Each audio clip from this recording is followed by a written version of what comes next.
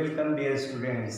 आज हम लोग जो चैप्टर स्टार्ट करने वाले हैं वह है पुष्पीय पौधों में लैंगिक जनन अर्थात sexual reproduction in flowering plant. तो फ्लावरिंग प्लांट कौन होते हैं? फ्लावरिंग प्लांट मतलब एंजियोस्पर्म आवृतबीजी पौधे, ऐसे पौधे जिनके बीज जिनके सीड कवर्ड होते हैं, किसी न किसी परत के द्वारा आवृत होते हैं, ऐसे पौधों को हम लोग आवृतबीजी या एंजियोस्पर्म प्लांट कहते हैं।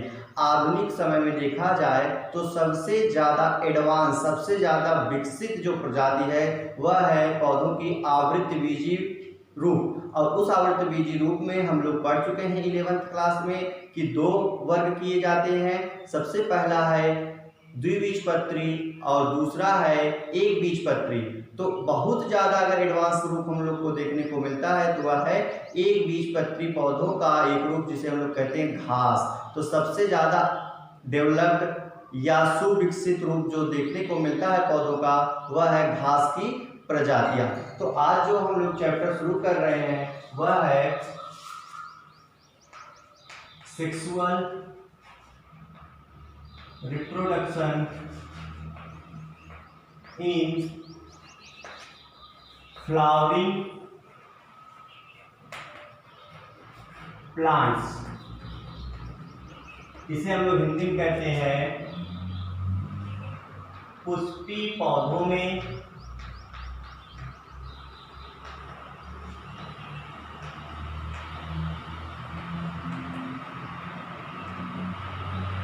लैंगिक जनन। हम लोगों ने पिछले वीडियोस में ये जान लिया है कि जनन क्या होता है।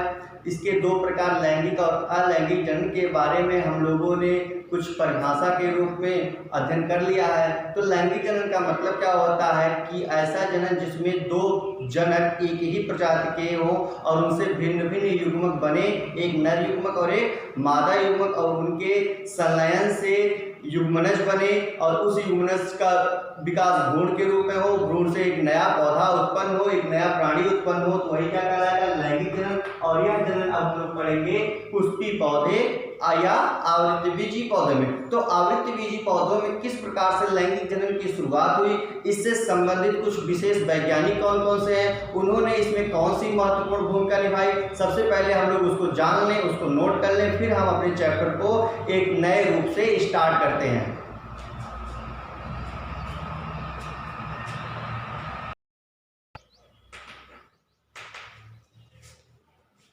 तो मैंने यहाँ पर सब कुछ नोट कर लिया है। सबसे पहले हम लोग इस चैप्टर को शुरू करने से पहले कुछ टर्म समझ लेंगे। यहाँ पर एक टर्म आया है एम्ब्रियोलॉजी, क्या होता है। तो इस चैप्टर को हम लोग जिस विज्ञान की शाखा के अंतर्गत अध्ययन करने वाले हैं उसे कहते हैं भ्रूणकी या एम्ब्रियोलॉजी। एम्ब्रियोलॉजी क्या होता है?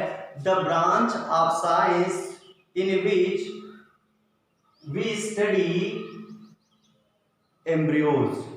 विज्ञान की वह शाखा जिसमें हम लोग भ्रूण का पूर्ण अध्ययन करते हैं उसी को भ्रूणकी कहा जाता है। अगर देखा जाए कि हम लोग क्या सिर्फ भ्रूण का ही अध्ययन करते हैं तो नहीं, भ्रूण के साथ साथ हम लोग किसका अध्ययन करते हैं? पौधे के वे भाग जो कि भ्रूण से संबंधित होते हैं, जैसे कि स्टमेन जिसे हम लोग कहते हैं पुंकेसर, कार्पेल जिसे हम लोग कहते हैं स्त्री केसर, गैमेटोजेनेसिस युग्मक जनन, पॉलिनेशन जिसे हम लोग कहते हैं परागण, फर्टिलाइजेशन निषेचन, इंडोस्पर्म जिसे हम लोग क्या कहते हैं? भ्रूण कोष कहते हैं, और एम्ब्रियो फॉर्मेशन भ्रूण का निर्माण। अर्थात हम एम्ब्रियोलॉजी के अंतर्गत पुंकेसर, स्त्री केसर, युग्मक जनन में नर युग्मक का जनन और मादा युग्मक का जनन, और परागण पढ़ते हैं, परागण में स्वपरागण और परपरागण पढ़ते हैं, निषेचन में आंतरिक निषेचन और बाह्य निषेचन, भ्रूण कोष और भ्रूण के निर्माण की प्रक्रिया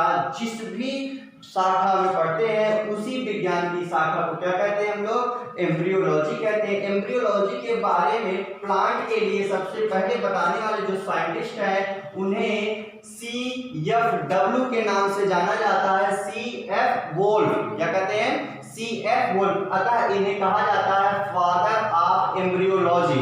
अगर बात किया जाए कि इंडिया इंडिया में एम्ब्रियोलॉजी के जनक, भ्रौणकी के जनक कौन है? तो वे हैं professor P Maheshwari. Professor P Maheshwari ने भ्रौणकी से संबंधित आवृत्तबीजी पौधों के लिए पुस्तक भी लिखी, जो बहुत ही पॉपुलर पुस्तक है, जिसका नाम है an introduction to embryology of angiosperm. एक बात आप ध्यान दीजिएगा, जितने भी वैज्ञानिक और उनसे संबंधित पुस्तक हो उसको जरूर याद रखिएगा। एग्जाम कोई भी हो, चाहे बोर्ड एग्जाम हो या कॉम्पिटिटिव एग्जाम हो, नीट हो, एम्स हो, किसी न किसी एग्जाम में आपको साइंटिस्ट और उनसे संबंधित जो बुक्स है वो पूछ ही लिया जाता है। तो आप लोग इसको बिल्कुल इग्नोर ना करें, और हाँ, बुक को हिंदी में नाम जानने का प्रयास बहुत कम ही करिए, तो आपके लिए बेहतर होगा। तो यहाँ पे क्या है, an introduction to embryology of angiosperm, ये पुस्तक पूछ लेगा कौन लिखा, जिसके लेखक कौन है? पी माहेश्वरी साहब, जो कि भ्रौणकी के जनक कहे जाते हैं इंडिया में। तो अब यहाँ पर अगले कुछ साइंटिस्ट मैंने लिखे हैं। सबसे पहला इसमें देखेंगे जे कैमरेरियस। जे कैमरेरियस एक ऐसे साइंटिस्ट हैं जिन्होंने बताया कि पौधों में लैंगिकता किस प्रकार होती है, अर्थात पूछा जाएगा कि पौधों में लैंगिकता की जानकारी किसने दी सर्वप्रथम, तो वो कौन है? जे कैमरेरियस। इन्होंने क्या कहा? इन्होंने बताया कि पौधों में जो सेक्स ऑर्गन होता है, जो लैंगिक अंग होता है, वो मेल का एंथर कहलाता है, मेल के लैंगिक जनन को एंथर, और फीमेल के लैंगिक भाग को ओवरी।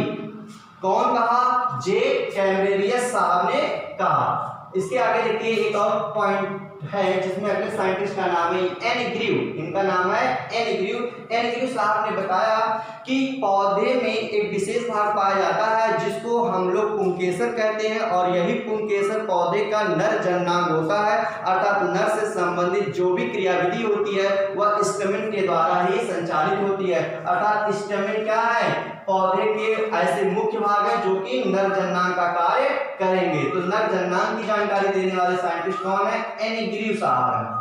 आगे देखिए एमिसी, एक दूसरे साइंटिस्ट है जिनका नाम है एमिसी। एमिसी भाई साहब ने बताया कि पॉलन ट्यूब का क्या महत्व है। पॉलन ट्यूब क्या होता है, अर्थात अगर आप एग्जाम में पूछे कि पॉलन ट्यूब के खोजकर्ता कौन है, पॉलन ट्यूब को बताने वाले साइंटिस्ट कौन है, तो वो कौन है? एमिसी साहब है। इन्होंने पॉलन ट्यूब के बारे में सबसे पहले बताया और बताया कि इसका क्या महत्व होता है निषेचन में। आगे देखेंगे साइंटिस्ट का नाम लिखा है स्ट्रॉसबर्गर। स्ट्रॉसबर्गर साहब जो है इन्होंने बताया कि संलयन क्या होता है, अर्थात सबसे पहले जो संलयन देखने वाले साइंटिस्ट थे या उसके बारे में सही प्रकार से बताने वाले साइंटिस्ट थे वे थे स्ट्रॉसबर्गर था। अब नवासिन अगले साइंटिस्ट है नवासिन। तो इन्होंने बताया कि क्या होता है दोहरा निषेचन, डबल फर्टिलाइजेशन क्या होता है, दोहरा निषेचन क्या होता है, इसको इन्होंने दो स्टेप में समझाने का प्रयास किया। सबसे पहला स्टेप है सिंगैमी, जिसे हम लोग संलयन कहते हैं, और इसका जो दूसरा स्टेप है उसको हम लोग कहते हैं ट्रिपल फ्यूजन।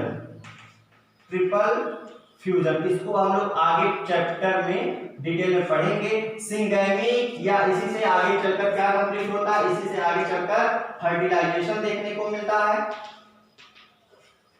अतः इसीलिए इसको क्या बोलते हैं? ट्रू फर्टिलाइजेशन भी बोलते हैं, और इसको क्या बोलते हैं? एसेसरी फर्टिलाइजेशन बोलते हैं। इन दोनों को मिलाकर ही एक विशेष रूप देखा जाता है जिसे हम लोग कहते हैं दोहरा निषेचन। तो एग्जाम का बहुत ही पॉपुलर क्वेश्चन है, पूछता है दोहरा निषेचन किसने बताया, तो नवासिन साहब ने दोहरा निषेचन बताया। इसके बाद लिखा हॉफमिस्टर। हॉफमिस्टर एक ऐसे साइंटिस्ट है जिन्होंने बताया, जैसा कि हम लोग पढ़ते हैं ब्रायोफाइटा, टेरिडोफाइटा, जिम्नोस्पर्म या कोई भी प्राणी है उसका एक जीवन चक्र होता है, लाइफ साइकिल होती है। तो उसकी लाइफ साइकिल के साथ साथ आवृत्तबीजी पौधों में भी लाइफ साइकिल होती होगी। तो आवृत्तबीजी पौधों के लिए जो लाइफ साइकिल की बात करें या कहें कि पीढ़ी एकांतरण को बताने वाला सबसे पहला जो व्यक्ति है वह कौन है? वह है हॉफमिस्टर। तो एग्जाम पूछा जाएगा कि आपसे कि पीढ़ी एकांतरण से संबंधित सर्वप्रथम साइंटिस्ट वैज्ञानिक कौन, तो आपका जवाब होना चाहिए हॉफमिस्टर। अगला और लास्ट है जे कॉल रिटर। जे कॉल रिटर साहब ने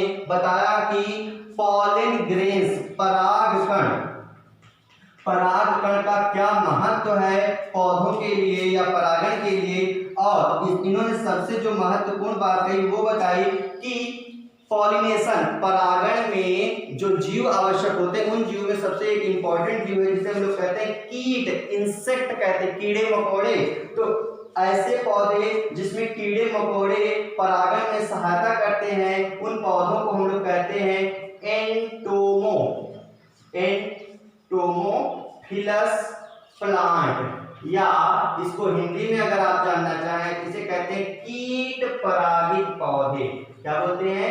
कीट परागित पौधे, जिसमें कीड़े मकोड़े द्वारा परागण होता है, ऐसे पौधों को कीट परागित पौधे कहते हैं। और इसके बारे में बताने वाले सबसे पहले साइंटिस्ट कौन है? जे कॉर्नेटर। अब इस प्रकार से इस चैप्टर से संबंधित मुख्य वैज्ञानिक हम लोगों ने शुरू में ही चर्चा कर लिया, ताकि आगे आने वाले समय में हमारे पास अगर कोई शब्द आए या उससे संबंधित वैज्ञानिक आए तो हमको कोई प्रॉब्लम ना हो जाए कि ये कहां से अचानक से उत्पन्न हो गए। तो अब इस प्रकार से आप इसको नोट कर लीजिए, स्क्रीनशॉट ले लीजिए। अब हम लोग चैप्टर को स्टार्ट करते हैं।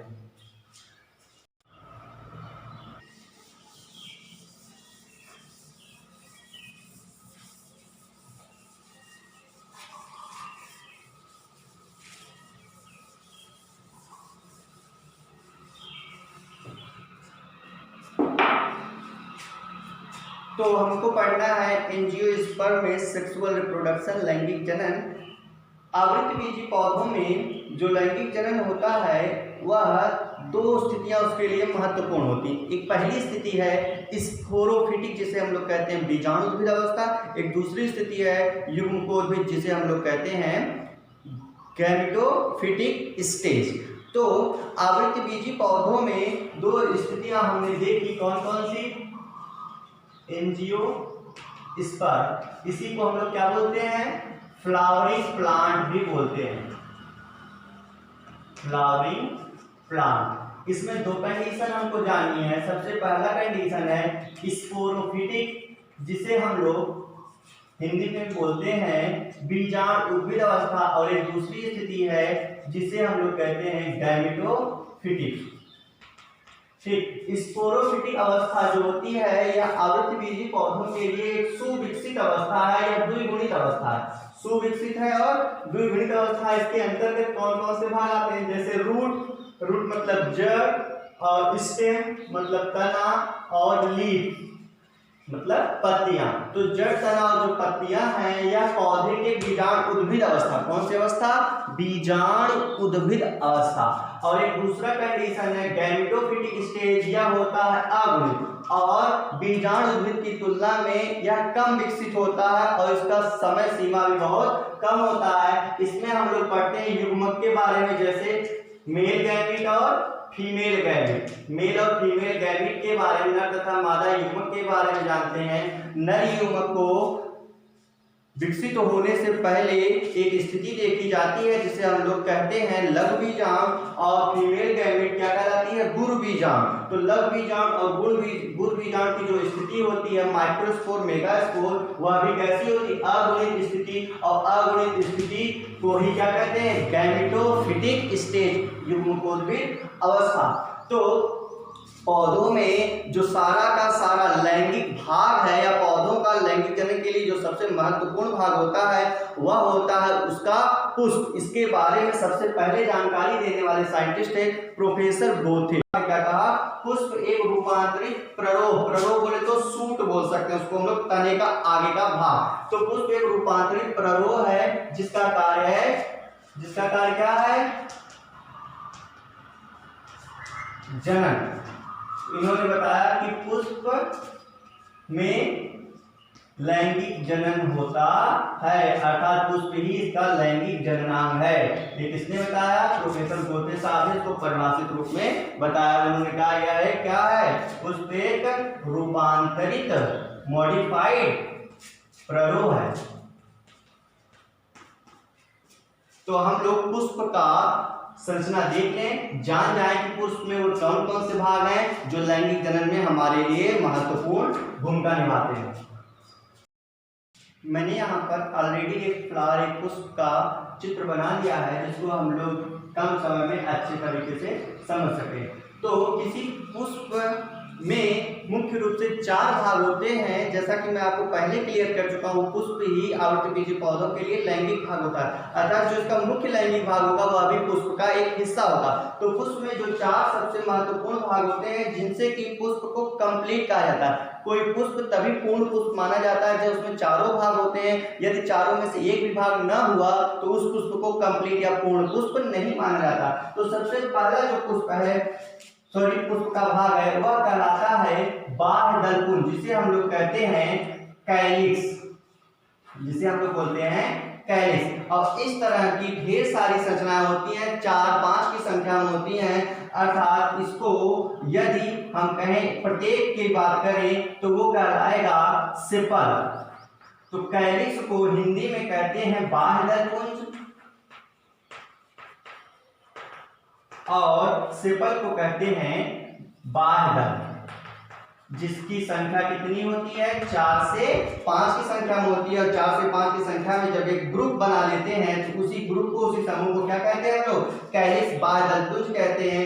यह जहां पर जुड़ा हुआ होता है उस भाग से एक विशेष प्रकार का नाइट्रोजनी रसायन, नाइट्रोजनी केमिकल स्रावित होता है, जो कि निषेचन के पश्चात के विकास को बहुत ही सहायता प्रदान करता है। अर्थात यही वो नाइट्रोजन है जो कि निषेचन के पश्चात की घटनाओं को विकसित होने में महत्वपूर्ण भूमिका निभाता है। और यह जो बाहरी भाग है जिसे हम लोग कैलिक्स कह रहे हैं, यह प्रायः हरे रंग का होता है, यह प्रायः हरे रंग का भाग होता है और यह पुष्प के आंतरिक भागों की सुरक्षा भी करता है। यदि हम अगले भाग की बात करें जो कि बाह्य दल के अंदर होता है, पौधे के पुष्प का जो दूसरा भाग होता है वह है कोरोला।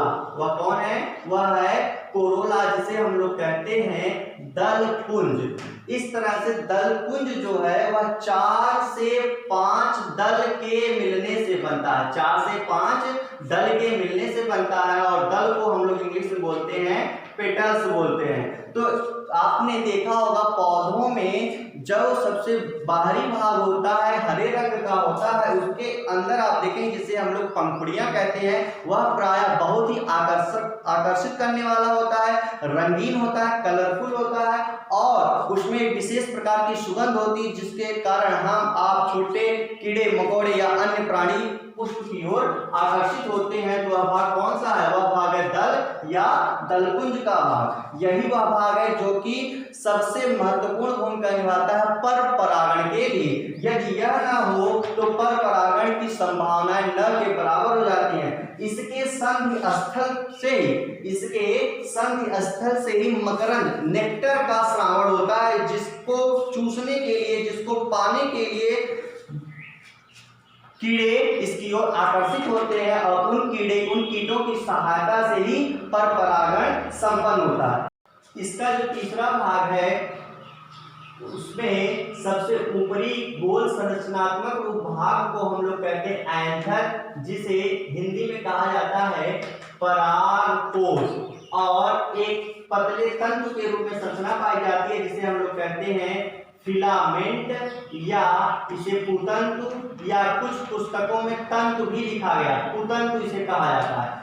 परागकोश और पुतंतु, एंथर और फिलामेंट को मिलाकर एक भाग बनता है जिसे हम लोग कहते हैं स्टमेन। इस स्टमेन को हिंदी में कहते हैं पुंकेसर। पुंकेसर की संख्या एक या एक से अधिक हो सकती है। तो पुंकेसरों का जितना भी समूह होता है उसी समूह को कहा जाता है एंड्रोसियम। इसी को क्या कहा जाता है, एंड्रोसियम कहा जाता है। हिंदी में इसे हम लोग बोलते हैं पुमंग। अर्थात यही वह भाग है जो कि पौधे का नर जननांग कहलाता है। पौधे का जो नर जननांग होता है वह कौन है, पुमंग। पुमंग का जो इकाई है वह है पुंकेसर। पुंकेसर के दो भाग होते हैं, ऊपरी भाग इसका कहलाता है परागकोश और इसका जो तंतु रूप है धागे जैसी पतली संरचना है उसे हम लोग कहते हैं फिलामेंट या पुतंग। यही जो एंथर है, एंथर परागकोश पॉलन सैक कहलाता है। क्या कहलाता है, परागकोश या पॉलन सैक कहलाता है। इसी एंथर में लघु बीजाणु मातृकोशा उत्पन्न होती है और वह जिस पैकेट में, जिस धानी में, जिस कवरिंग में पाई जाती है उसे कहते हैं लघु बीजाणु धानी। और लघु बीजाणु धानी में ही लघु बीजाणु मातृकोशा और लघु बीजाणु मातृकोशा से ही आगे चलकर क्या बनता है, लघु बीजाणु। और वही लघु बीजाणु कहलाता है पॉलन ग्रेन्स। क्या कहलाता है, पॉलन ग्रेन्स, जिसको हम लोग कहते हैं परागकण। तो ये सभी भाग किससे संबंधित हैं? नर जननांग से संबंधित है। यदि हम इसके चौथे और आखिरी भाग की बात करें तो चौथे और आखिरी भाग में जो सबसे ऊपर का भाग होता है उसे हम लोग कहते हैं वर्तिकाग्र। इसको इंग्लिश में कहा जाता है स्टिग्मा। अब इसका जो नीचे का बेलन के आकार का भाग है उसे हम लोग कहते हैं स्टाइल, इसे कहते हैं वर्तिका। और इसका जो नीचे का फूला हुआ भाग है उसे हम लोग कहते हैं ओवरी या अंडाशय, ओवरी या अंडाशय कहा जाता है। अब इन तीनों भागों को मिलाकर जो रूप बनता है मादा जननांग का उसे हम लोग कहते हैं कार्पल या स्त्री केसर, या स्त्री केसर कहा जाता है। अब इस तरह की संरचनाएं एक या एक से अधिक हो सकती हैं। तो कार्पेल से जो सामूहिक रूप के द्वारा बनता है उस रूप को हम लोग कहते हैं जायांग। उस रूप को क्या कहते हैं हम लोग? जायांग कहते हैं, डायनीसियम। तो जिस प्रकार से नर भाग को हम लोग एंड्रोसियम पुमंग कहते हैं उसी प्रकार से मादा भाग को हम लोग डायनीसियम या जायांग कहते हैं। जायांग का जो सबसे मुख्य रूप होगा उसे हम लोग कहते हैं कार्पेल। कार्पेल के 3 भाग हो जाते हैं। सबसे पहला भाग जो महत्वपूर्ण है अंडाशय, उसके ऊपर का जो बेलनाकार भाग उसे हम लोग कहते हैं वर्तिका, और वर्तिका का जो सबसे ऊपरी भाग है उसी को हम लोग कहते हैं वर्तिकाग्र कहते हैं। जब परागण होता है तो इस एंथर के प्रस्फुटन से, प्रस्फुटन मतलब इसके एंथर के फटने से जो परागकण निकलते हैं वो परागकण आते हैं और यहाँ स्टिग्मा पर पहुंचते हैं, इसी भाग पर पहुंचते हैं और इसी क्रिया को हम लोग कहते हैं परागण कहते हैं। यदि ओवरी के अंदर हम लोग देखें तो ओवरी के अंदर छोटे छोटे कक्ष के रूप में संरचनाएं दिख रही हैं और यही संरचनाएं कहलाती हैं बीजांड। ये संरचनाएं क्या कहलाती हैं? ये संरचनाएं कहलाती हैं ओव्यूल, इसे हम लोग कहते हैं बीजांड। और इस बीजांड में ही बनता है गुरु बीजांड, अर्थात हम लोग कह सकते हैं क्या बनता है? अंडकोशा, जिसे हम लोग मादा युग्मक एग सेल कहते हैं। और यही एग सेल आगे चलकर नर युग्मक से संलयित होता है। नर युग्मक से जब संलयित हो जाता है तो उसके पश्चात युग्मनज बनता है और युग्मनज के बनने की क्रिया को हम लोग निषेचन कहते हैं। फिर उसके बाद लैंगिक जनन की जो प्रक्रिया होती है वह आगे बढ़ती है। तो ये हो गया पूरा का पूरा पुष्प। अब इसमें कुछ महत्वपूर्ण बातें हम लोग जान लेंगे। तो हमने देखा कि इसमें 4 भाग हैं। पहला भाग कौन मिला हमको? कैलिक्स, जिसे हम लोग कह रहे हैं बाह्य दलपुंज। दूसरा भाग है कोरोला, जिसे हम लोग कह रहे हैं दलपुंज। तीसरा भाग है पुमंग और जिसे हम लोग कह रहे हैं एंड्रोसियम। और चौथा भाग है जायांग, जिसे हम लोग कह रहे हैं गाइनोसियम। इन चारों भागों को 2 मुख्य चक्र के नाम से जाना जाता है। सबसे पहला जो भाग है उसे हम लोग कहते हैं आवश्यक चक्र। उसे हम लोग क्या बोलते हैं? आवश्यक चक्र, जिसे हम लोग इंग्लिश में कह सकते हैं नेसेसरी रोल। अब इसमें 2 भाग होते हैं, एक होता है पुमंग और एक होता है जायांग। ठीक। अब इसका एक दूसरा चक्र है जिसे हम लोग कहते हैं सहायक चक्र। सहायक चक्र में बाकी के दोनों भाग आते हैं जिसे हम लोग क्या कहते हैं? जिसे हम लोग कैलिक्स और कोरोला के नाम से पढ़ते हैं। अर्थात इसी को ही हम लोग क्या कहते हैं? बाह्य दलपुंज और दलपुंज के नाम से जानते हैं। ठीक। तो बाह्य दलपुंज और दलपुंज को हम लोग सहायक चक्र कहते हैं और पुमंग तथा जायांग को हम लोग क्या कहते हैं? आवश्यक चक्र। अर्थात यह सिर्फ इसके सहायता के लिए होते हैं, न कि अनिवार्य रूप से इनका होना जरूरी है। ठीक। तो वास्तव में जो नर जननांग या मादा जननांग है यही पुष्प के सबसे महत्वपूर्ण भाग होते हैं, जो कि लैंगिक जनन में प्रत्यक्ष या अप्रत्यक्ष रूप से सहयोग करते हैं या इनकी महत्वपूर्ण भूमिका होती है। पुष्प के हम लोगों ने चारों भागों को संक्षिप्त में देखा। अब हम लोग एक एक भाग को डिटेल में देख लेते हैं। सबसे पहला भाग जो हम लोग देखेंगे वह है पुमंग एंड्रोसियम। इसका जो महत्वपूर्ण यूनिट है उसे हम लोग कहते हैं पुंकेसर या स्टमेन। तो इसको हम लोग चित्र के रूप में देखें यदि,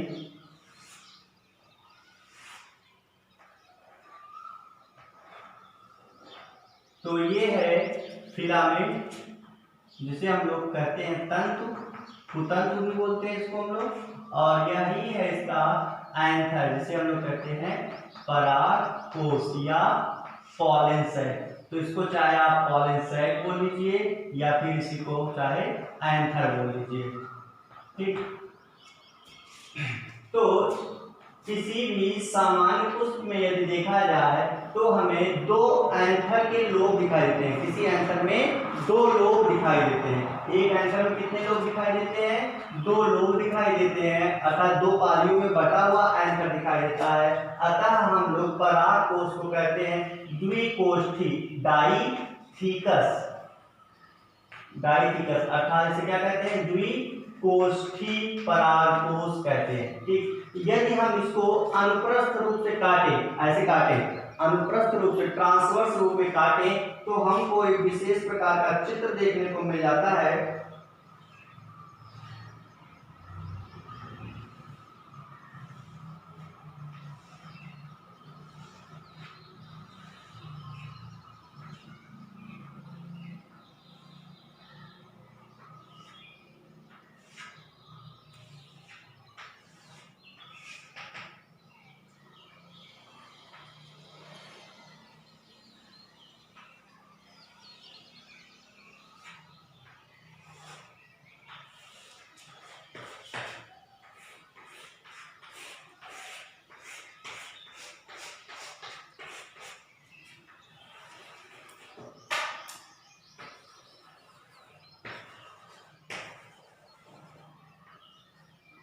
देखिए, यदि हमने क्या किया है, इस अपने एंथर को बीच से काट दिया है, तो सूक्ष्मदर्शी से देखने के पश्चात, जैसा कि मैंने आपको पहले बताया कि इसमें कितने भाग होते हैं? दो भाग होते हैं। एक पाली ए, एक पाली ए, अर्थात दो लोब होते हैं, दो पालियां होती हैं, अतः इसे हम लोग क्या कहते हैं? द्विकोष्ठी कहते हैं, डाइथिकस एंथर बोलते हैं, ठीक। अब इसको यदि हम लोग और डीपली देखें तो हमें पता चलता है इन दोनों भागों में से प्रत्येक भाग में दो और छोटे छोटे कोष्ठ, दो और छोटे छोटे चैम्बर, कक्ष के रूप में संरचनाएं देखी जाती हैं। और इन छोटी छोटी जो संरचनाएं हम लोग देख रहे हैं, इन्हें हम लोग कहते हैं लघु बीजाणुधानी। इन्हें क्या कहते हैं? लघु बीजाणुधानी। इसको ही इंग्लिश में बोलते हैं माइक्रोस्पोरेंजियम। और प्रत्येक कोष्ठ में इनकी संख्या 2 होती है, अर्थात पूरे एंथर में कितनी हो जाएगी? 4। इस प्रकार से प्रत्येक में 2 और कुल हमें 4 लघु बीजाणुधानियां देखने को मिलती हैं। अतः इस स्थिति को हम लोग बोलते हैं टेट्रा, क्या बोलते हैं? Tetra microsporangiate.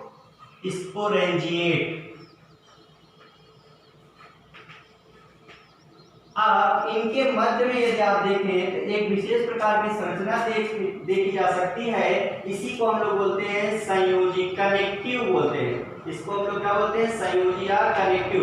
और यह एक ऐसा भाग है जिसमें वस्कुलर बंडल पाए जाते हैं। अब वस्कुलर बंडल क्या होते हैं?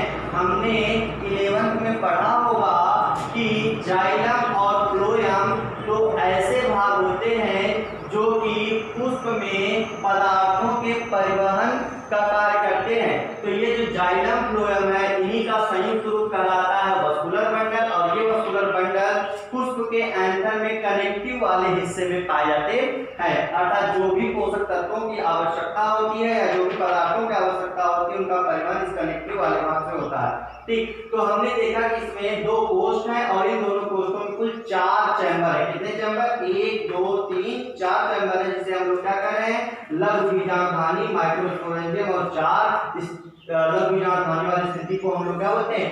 टेट्रा माइक्रोस्पोरेंजिएट या टेट्रा स्पोरेंजिएट कहते हैं, ठीक। अब यदि हम इस भाग को काट कर सूक्ष्मदर्शी के अंतर्गत इसका अध्ययन करें तो इसको कुछ इस प्रकार से हम लोग चित्र के रूप में देख सकते हैं।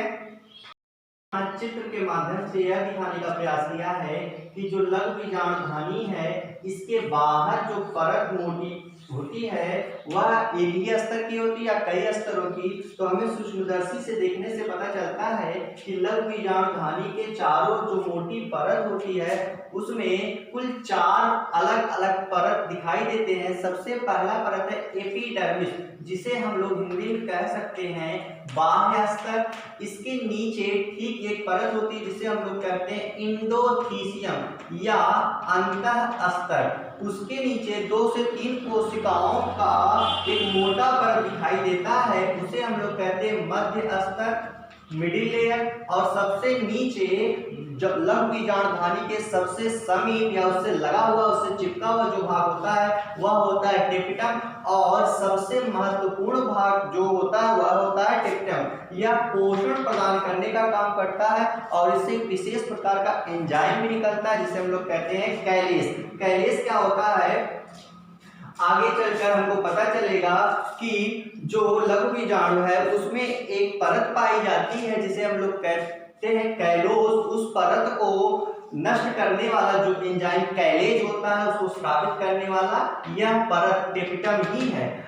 अब यदि हम इस चित्र में देखें तो हमको ये जो 4 भाग दिखाई दे रहे हैं जिसे हम लोग लघु बीजाणुधानी कहते हैं। एग्जाम में क्वेश्चन पूछता है कि क्या सदैव पराग कोश में 2 ही कोष्ठक होते हैं या फिर 4 लघु बीजाणुधानियां ही होती हैं। तो यहाँ से एक सवाल हमको मिल जाता है, इसका उत्तर होता है नहीं।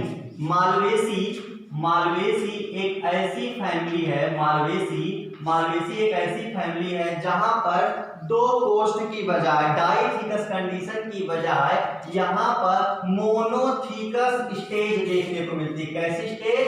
मोनोथीकस। तो मैं इधर लिख दे रहा हूं, कहां पर मालवेसी में डाइथिकस की बजाय कैसी कंडीशन देखने को मिलती है? मोनोथीकस।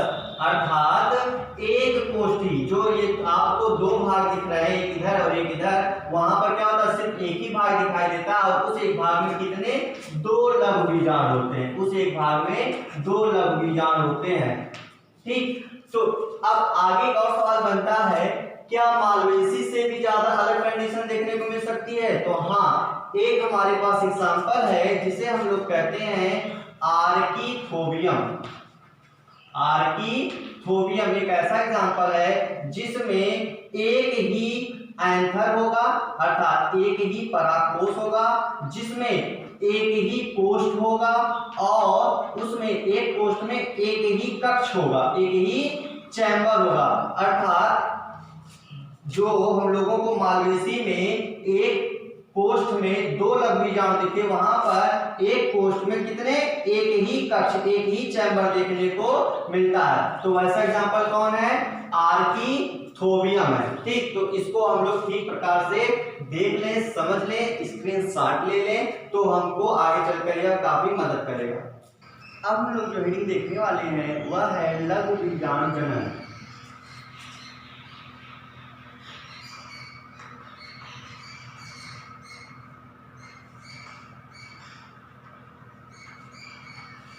लघु बीजाणु जनन में क्या देखा जाता है कि इसमें हमने देखा जो एंथर होता है परागकोश, उसमें होता है लघु बीजाणुधानी। अब उस लघु बीजाणुधानी में उपस्थित होती है लघु बीजाणु मातृकोशा। लघु बीजाणु मातृकोशा को ही परागकण मातृकोशा भी कहते हैं। तो लघु बीजाणु मातृकोशा के अर्धसूत्री विभाजन के द्वारा लघु बीजाणुओं का बनना ही लघु बीजाणु जनन कहलाता है। क्या कहा मैंने बोला, पहले मैं इसके इंग्लिश लिख दे रहा हूं, माइक्रो स्पोरोजेनेसिस।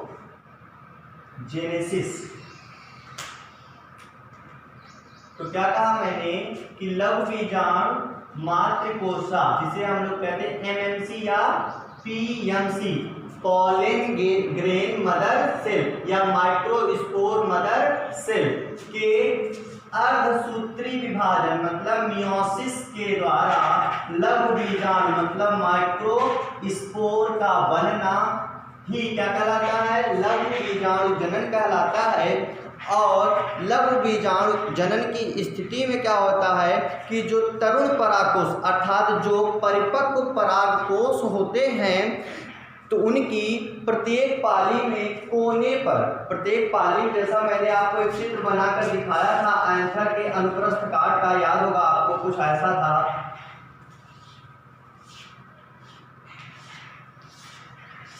ऐसा यदि आपको याद आ रहा होगा, तो अगर एक भाग की सिर्फ हम बात करें तो यह क्या है, यह पूरा एंथर है। इसी में क्या है, 4 पार्ट है और इसमें एक एक पार्ट को हम लोग क्या कहते हैं, लघु बीजांड-धानी कहते हैं। तो कहा जा रहा है कि ये जो परागकोश है इसकी प्रत्येक पाली में कोने पर बाह्य अस्तर के नीचे, ये बाह्य अस्तर मतलब जो एपिडर्मिस है, हमने आपको बताया कि इसमें कुल 4 अस्तर होते हैं, एपिडर्मिस, इंडोथीसिया, मिडिल लेयर और लास्ट कौन सा सबसे इंपॉर्टेंट जिसको मैंने कहा था, टेपिटम।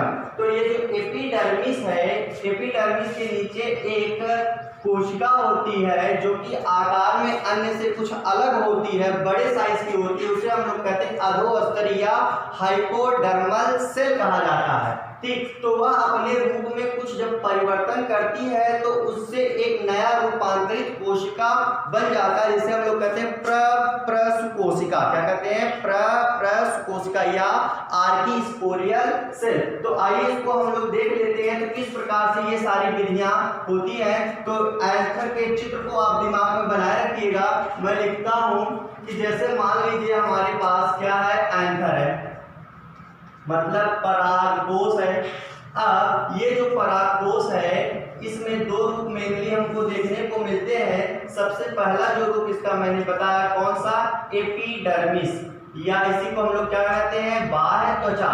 ये जो एपिडर्मिस है यह क्या करता है, यह पूरे एंथर की सबसे बाहरी परत होती है और इस एंथर का एक तरह से सुरक्षात्मक आवरण भी माना जाता है।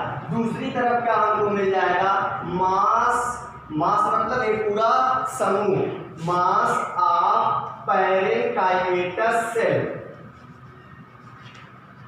Parenchymatous cell. तो पैरेंकाइमा आप जानते हैं क्या होता है, पैरेंकाइमा का मतलब होता है मृदुतक, और मृदुतक क्या होते हैं, ऐसे ऊतक जिनमें विभाजन की क्षमता पाई जाती है, जो भोजन को संचय करने का कार्य करते हैं। इनकी कोशिका भित्ति जो होती है बहुत ही पतली होती है। ठीक, तो इनमें विभाजन की क्षमता पाई जाती है, जिसके कारण ये आगे चलकर विभाजन करने से पूर्व अपने रूप में परिवर्तन करते हैं और रूप में परिवर्तन करके जो रूप प्राप्त करते हैं नया, उसे हम लोग कहते हैं माइक्रोस्पोरियल, माइक्रोस्पोरियल इनिशियल सेल, अर्थात लघु बीजाणु प्रारंभिक कोशिका। लघु बीजाणु की प्रारंभिक कोशिका ही क्या कहलाती है, माइक्रोस्पोरियल इनिशियल मतलब प्रारंभिक सेल। इसी को हम लोग दूसरे नाम से जानते हैं प्रपशु कोशिका। क्या कहते हैं, प्रपशु कोशिका, या इसको इंग्लिश में हम लोग कहते हैं आर्कीस्पोरियल सेल। क्या बोलते हैं, आर्कीस्पोरियल सेल कहा जाता है। अब अगर इसका कोई दूसरा नाम पूछे तो इसको हम लोग कहते हैं हाइपोडर्मल सेल, हाइपोडर्मल सेल या अधोस्तरीय कोशिका, या अधोस्तरीय कोशिका को ही दूसरे रूप में हम लोग क्या करें, मास ऑफ पैरेंकाइमेटस सेल, जो कि थोड़ा सा अपने आकार में वृद्धि करके जीव द्रव्य को घना करके क्या बना लेती है, आर्कीस्पोरियल प्रपश कोशिका या माइक्रोस्पोरियल इनिशियल सेल। अब यदि बात करें माइक्रोस्पोरियल सेल में आगे क्या होता है, तो ये आगे चलकर माइटोसिस करता है, अर्थात समसूत्री विभाजन करता है।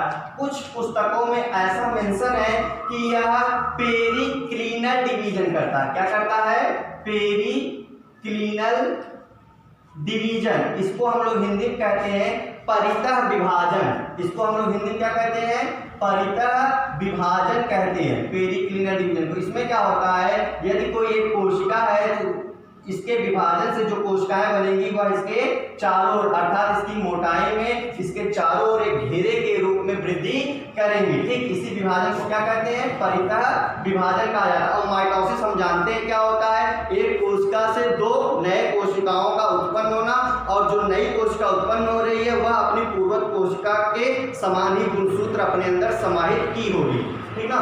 तो अब जब इसमें परितः विभाजन होता है तो यह दो रूपों में दिखाई देता है। यहाँ पे इसमें जब समसूत्री विभाजन होता है तो यह दो रूपों में दिखाई देता है। इसका जो सबसे पहला रूप है वह है प्राइमरी पेराइटल सेल। क्या रूप है इसका? Primary parietal cell. इसे हम लोग कहते हैं प्राथमिक भित्ति कोशिका या कोशा। क्या कहते हैं? प्राथमिक भित्ति कोशा। और इसका जो दूसरा रूप हमको मिलता है वह मिल जाता है प्राइमरी स्पोरोजीनस सेल। क्या मिल जाता है? प्राइमरी स्पोरोजीनस, या इसी को हम लोग कह सकते हैं प्राइमरी मतलब प्राथमिक माइक्रोस्पोरो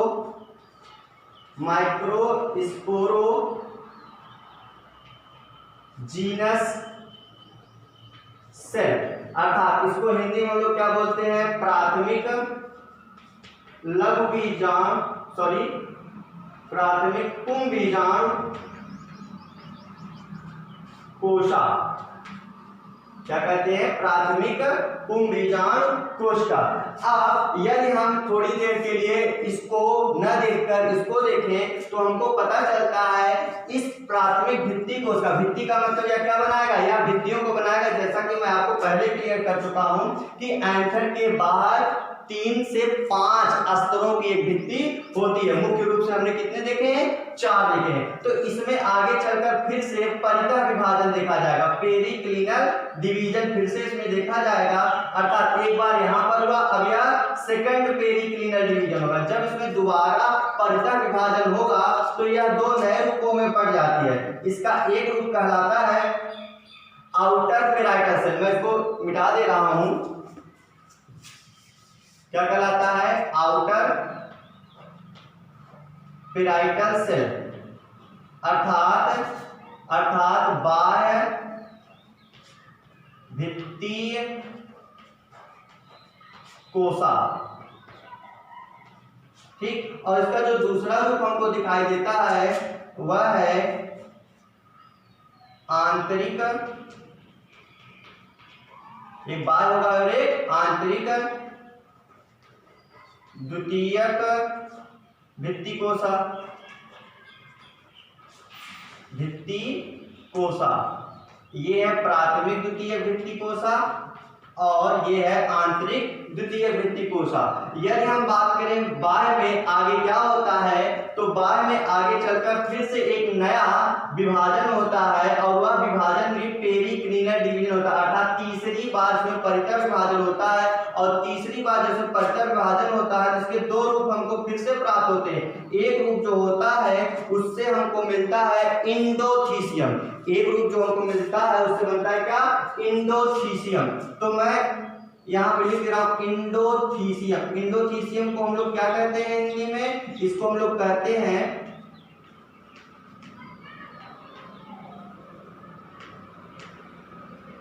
अंतःस्तर, ठीक। और जो इसका दूसरा रूप मिलता हुआ होता है मिडिल लेयर, मध्य भित्ति। हालांकि मध्य भित्ति की यहाँ पे सिर्फ एक ही कोशिका का अस्तर मिलता है और हमने पढ़ा है कि जो मध्य अस्तर होता है वह 2 से 3 परतों के रूप में बटा होता है। तो ये तो हो गया पूरा किसका रूप हो गया? यह हो गया बाह्य द्वितीय भित्ति कोशिका अर्थात सेकेंडरी पेराइटल सेल। अब यदि हम आंतरिक की बात करें तो आंतरिक भी आगे चलकर पेरिक्लिनल डिवीजन करता है। तो तीसरे के बाद कौन सा होगा? फोर्थ, चौथा पेरिक्लिनल डिवीजन होता है और चौथे पेरिक्लिनल डिवीजन के द्वारा यह दो रूपों में फिर से बढ़ता है और यहाँ पे बनता है एक दूसरा मिडिल लेयर मध्य भित्ति, एक दूसरा मिडिल लेयर मध्य भित्ति बनती है जिसके कारण एक लेयर यहाँ बना, एक लेयर यहाँ बना। इसका ध्यान रखिएगा, एक लेयर यहाँ पर और एक लेयर यहाँ पर बन रहा है। एक लेयर मध्य भित्ति की जो बन रही है वह बाहरी वाले से बनेगी सेकेंडरी पेराइटल सेल और जो दूसरा है वह दूसरे अर्थात आंतरिक वाली भित्ति कोशिका से बनेगी, ठीक। तो अब इसके बाद एक दूसरा मध्य भित्ति के बाद एक दूसरा कौन बनेगा? टेपिटल सेल। टेपिटल की कोशिकाएं बनेंगी। कौन सी कोशिकाएं? टेपिटल की कोशिकाएं बनेंगी। तो और ये कोशिकाएं कैसी होंगी? ये कोशिकाएं लंबी होंगी। मैं यहाँ पे लिख दे रहा हूँ, ये कोशिकाएं कैसी होंगी? अन्य की तुलना में लंबी होंगी और बड़ी होंगी। इनका जो साइटोप्लाज्म होगा वह कैसा होगा? घना होगा, सघन होगा। तो मैं लिख दे रहा हूँ सघन कोशाद्रव्य होगा। किसका? टेपिटल सेल का सघन कोशाद्रव्य होगा। और यही आगे चलकर बनाती है क्या? टेपिटम। यही आगे चलकर क्या बनाएंगी? टेपिटम बनाती है। ये जो टेपिटल की कोशिकाएं हैं यही टेपिटल बनाती हैं, टेपिटम बनाती हैं। और यहाँ पर क्वेश्चन पूछता है कि टेपिटम में एक से अधिक केंद्रक क्यों पाया जाता है, अर्थात यह बहुकेंद्रकी क्यों होती हैं? तो इसका कारण है कि इसमें इंडोमाइटोसिस होता है। क्या होता है? इंडोमाइटोसिस होता है, जिसके कारण यह पॉलीप्लॉइडी नेचर को व्यक्त करती है। एक से अधिक केंद्रक होने का कारण यह है क्योंकि इसमें क्या होता है? इंडोमाइटोसिस होता है। यह बहुत ही महत्वपूर्ण सवाल बन जाता है। ठीक, अब अगर हम बात करें कि टेपिटम का क्या महत्व है, तो टेपिटम एक ऐसा अस्तर है जो कि एंथर के सभी भागों को या विकसित हो रहे भागों को पोषण प्रदान करता है। और अगर हम इसके और भविष्य की बात करें कि यह क्या अन्य रूपों में दिखाई देता है, तो यह 3 अन्य रूपों में दिखाई देता है। मेरे पास थोड़ा सा जगह कम है तो मैं कुछ समय बाद इस पर आऊंगा। पहले हम लोग इसकी बात कर लेते हैं कि क्या होता है प्राइमरी माइक्रोस्पोरोजीनस से। तो यही प्राइमरी जो माइक्रोस्पोरल प्राथमिक कुंभ बीजाणु कोशिका है, यही सबसे पहला रूप होता है जिसके आगे विभाजन होने से भी परागकण बनने की संभावनाएं होती हैं। तो ये जो प्राथमिक कुंभ बीजाणु कोशिका है इसमें 2 से 3 माइटोसिस होंगे। कितने? 2 से 3 बार इसमें समसूत्री विभाजन अर्थात माइटोसिस की क्रिया होगी। ठीक, अब जब 2 से 3 बार माइटोसिस की क्रिया होगी तो इससे बनेगा माइक्रोस्पोर मदर सेल। क्या बन जाएगा? माइक्रोस्पोर मदर सेल, जिसे हम लोग कह रहे हैं लघु बीजाणु मातृकोशा। क्या कह रहे हैं? लघु बीजाणु मातृकोशा।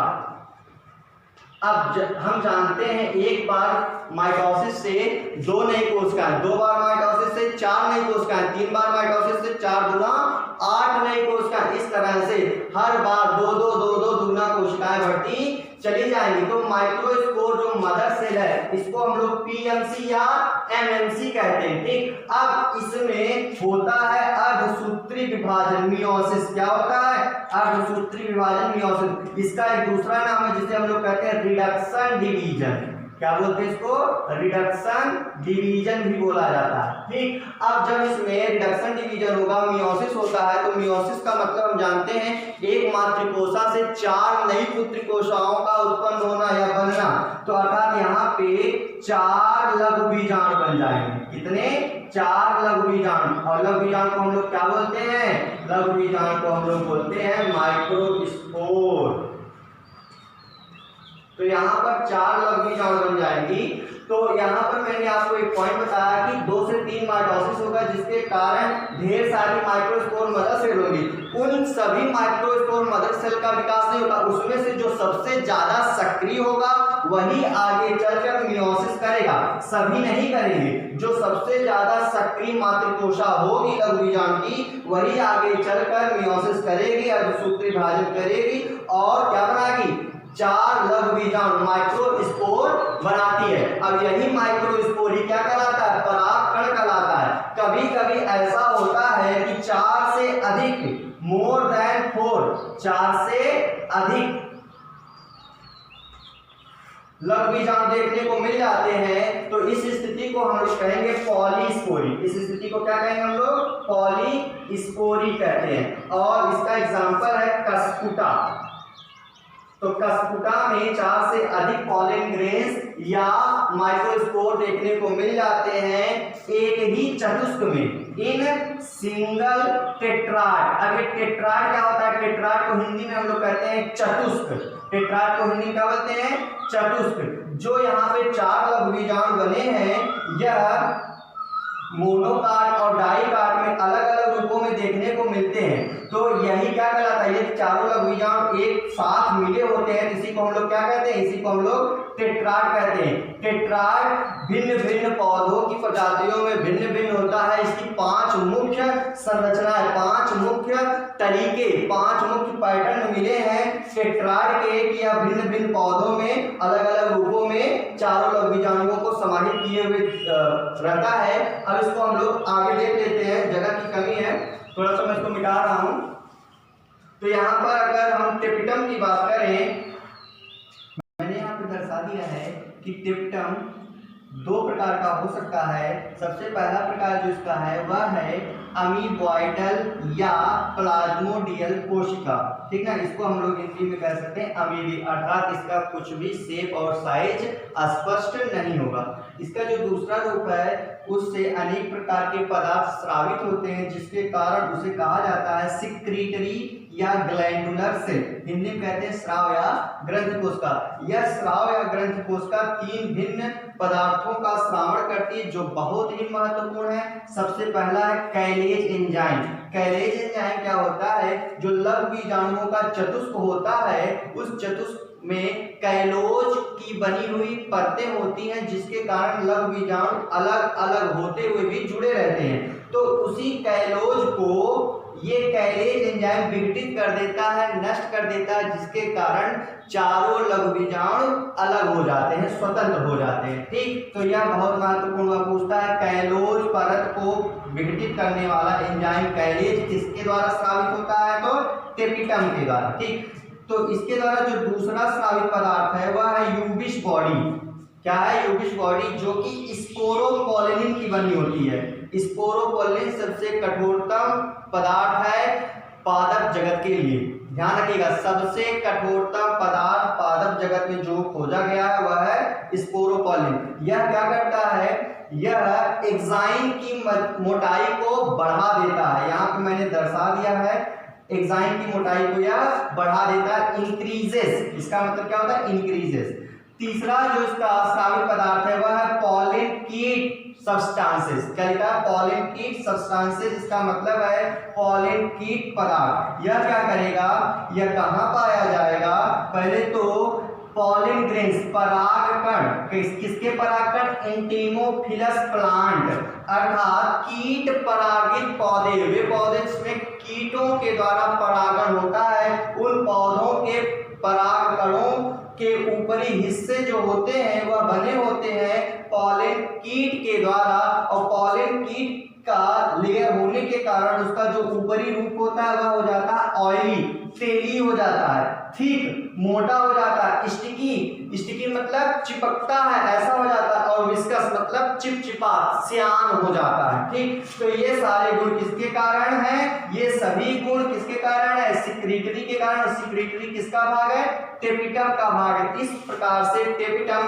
अन्य सभी परतों की अपेक्षा सबसे ज्यादा महत्वपूर्ण हो जाती है, और जो सबसे ज्यादा क्वेश्चन पूछता है इसके स्तरों से वह पूछता है किससे, टेपिटम से। तो यदि आपको न भी याद रहे, तो अगर आप चाहते हैं कि सवाल सॉल्व करना, तो आपका प्रयास कहां पर होना चाहिए, टेपिटम की ओर होना चाहिए, ठीक। अब मैं आपको बताऊंगा कि चतुष्क कितने रूपों में पाए जाते हैं, ठीक, और एक बीजपत्री, 2 बीजपत्री में इन चतुष्क का निर्माण किस प्रकार से देखा जाता है, ठीक। तो सबसे पहले आप इसको स्क्रीनशॉट ले लीजिए, नोट कर लीजिए, मैं इसको मिटाने वाला हूं।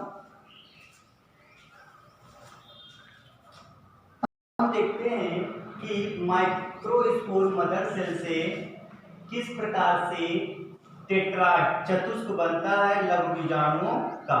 तो ये सपोज करिए ये है माइक्रोस्पोर मदर सेल। इस माइक्रोस्पोर मदर सेल में मोनोकाट अर्थात एक बीजपत्री और डाइकाट अर्थात द्विबीजपत्री में अलग अलग तरीकों से लघु बीजाणुओं का निर्माण होता है। यदि मोनोकाट की बात करें, इसमें क्रमानुसार तरीके से होता है, अर्थात इसे क्या कहते हैं, सक्सेसिव, जिसे हम लोग हिंदी में कर सकते हैं क्रमानुसार। अब इसमें क्या होता है कि हम लोग जानते हैं यहाँ पे कौन सा विभाजन होगा, यहाँ पे होगा अर्धसूत्री विभाजन मियोसिस।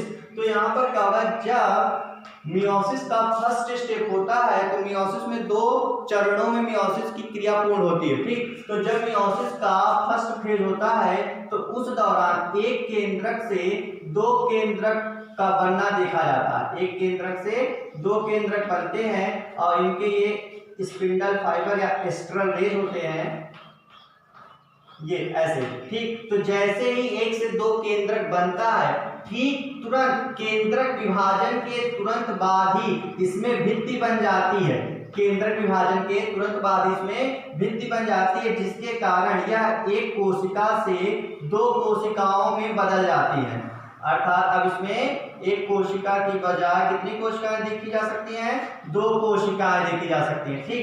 अब ये तो हुआ मियोसिस का फर्स्ट स्टेप, जिसमें क्या हुआ, केंद्रक विभाजन पहले हुआ, इसके पश्चात तुरंत ही क्या हो गया, कोशा विभाजन, जिसे हम लोग कोशा द्रव्य विभाजन भी कहते हैं, ठीक। ये पहले, ये बाद में।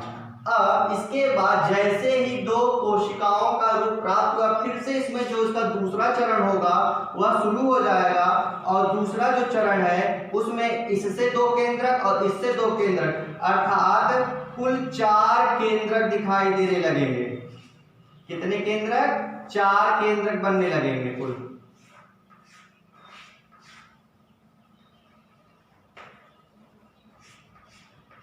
अब इस प्रकार से जैसे ही इसमें केंद्र विभाजन होगा, ठीक इसके तुरंत बाद ही, केंद्र विभाजन के तुरंत बाद ही इसमें भी एक भित्ति बन जाएगा, जिसके कारण इन चारों केंद्रकों से अलग अलग 4 कोशिकाएं लेकिन एक साथ जुड़ी हुई प्रतीत होंगी, और इस रूप को हम लोग बोलते हैं आइसोबाइलेटरल। क्या बोलते हैं, आइसोबाइलेटरल, या इसी को कहते हैं समद्विपार्श्व चतुष्क, टेट्राड, ठीक। इसको इंग्लिश में क्या कहते हैं, आइसोबाइलेटरल टेट्राड। यह जो टेट्राड इसे कहते हैं आइसोबाइलेटरल, और यह लक्षण है किसका, मोनोकाट का, एक बीजपत्री में। क्या हुआ इसमें, सबसे पहले एक केंद्रक से 2 केंद्रक बना, और 2 केंद्रकों के बनने के तुरंत बाद इसमें भित्ति का निर्माण हो गया, और फिर इसके बाद जब इसका दूसरा स्टेप चलता है, इन दोनों केंद्रकों से 2 अलग अलग केंद्रक बनते हैं, फिर उसके तुरंत बाद ही इसमें भी भित्ति बन जाती है, जिससे एक हमको 4 लघु बीजाणुओं का समूह मिलता है। इसको क्या कहते हैं हम लोग, चतुष्क या टेट्राड कहते हैं, और इस तरह के पैटर्न को हम लोग कहते हैं आइसोबाइलेटरल समद्विपार्श्व। यह इसी तरह से हम लोग द्विबीजपत्री में देखें तो द्विबीजपत्री में साइमल्टेनियस तरीके से होता है, साइमल्टेनियस तरीके से केंद्रक विभाजन और भित्ति का निर्माण देखा जाता है। इसको साइमल्टेनियस का मतलब क्या होता है, एक ही साथ, एक समय में जब हो, एक के बाद एक प्रक्रिया होती है, और एक प्रक्रिया क्या होती है, एक साथ होती है। इसको हिंदी में हम लोग क्या बोल सकते हैं, युगपत। क्या बोल सकते हैं, युगपत। इसमें क्या होता है कि एक माइक्रोस्पोर मदर सेल जो है वह जब फर्स्ट स्टेप में डिवाइड होती है, इसमें क्या देखा जाता है कि 2 केंद्रक बनते हैं, है ना। दोनों केंद्रक एक दूसरे से अलग होते हुए भी स्पिंडल रेस के द्वारा जुड़े होते हैं, ताकि दूसरा स्टेप हो सके। यहाँ पर ध्यान देने वाली बात यह है कि जैसे ही केंद्रक विभाजन होता है, ठीक उसके तुरंत बाद किसी प्रकार की भित्ति का निर्माण नहीं होता। यहाँ पर भित्ति का निर्माण हो गया था केंद्रक विभाजन के तुरंत बाद, लेकिन यहाँ पर ऐसा नहीं होता। जैसे केंद्रक विभाजन पूर्ण होता है, इसके बाद तुरंत दूसरा केंद्रक विभाजन स्टार्ट हो जाता है, और उस स्थिति में हमको 2 केंद्रकों से 4 केंद्रक बनते हुए दिखाई देते हैं। 2 केंद्रक से कितने केंद्रक, 4 केंद्रक।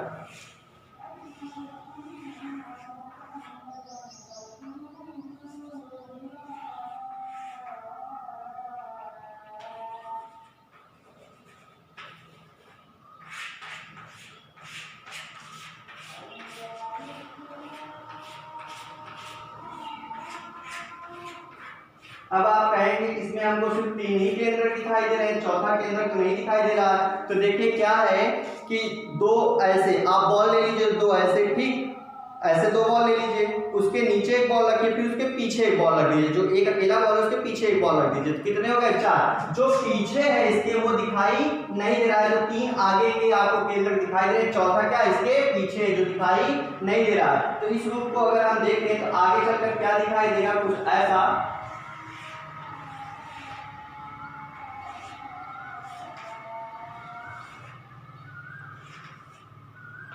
तो एक केंद्रक यहाँ पे, एक केंद्रक यहाँ पे, एक केंद्रक यहाँ पे, इस प्रकार से, और 3 केंद्रक हमको सामने, एक केंद्रक युक्त कोशिका कहाँ इसके पीछे। तो 4 लघु बीजाणु बन गए। इस तरह की लघु बीजाणु वाले रूप को हम लोग कहते हैं टेट्राहेड्रल।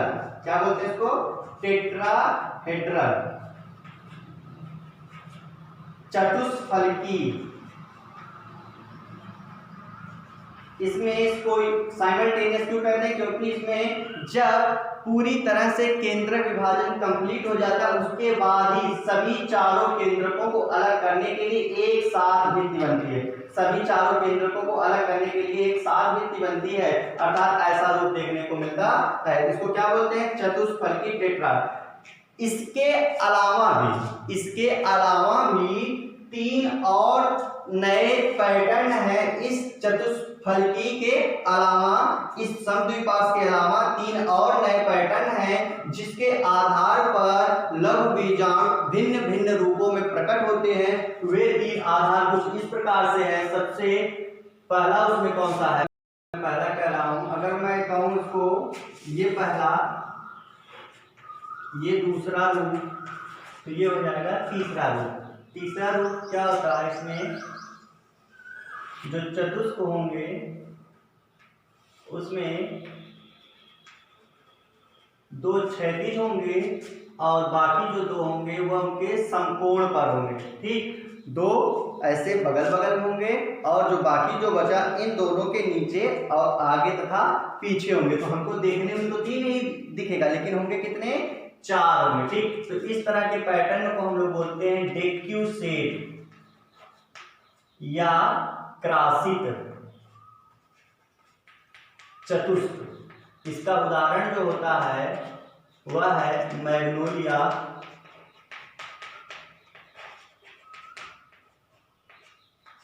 और यदि हम इसका चौथा रूप देखें चतुष्क का, तो इसमें कुछ टी के आकार का, किसके आकार का?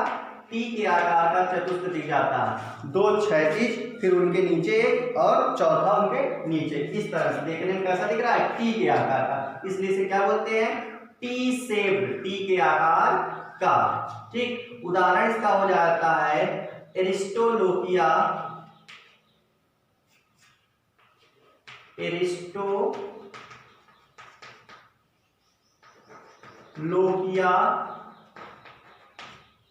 एलिगेंस।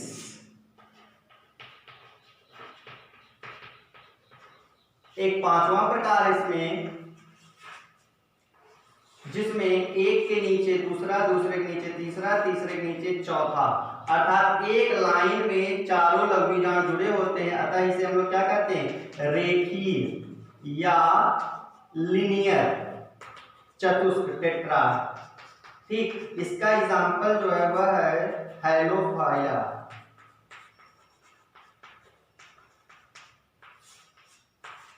ठीक।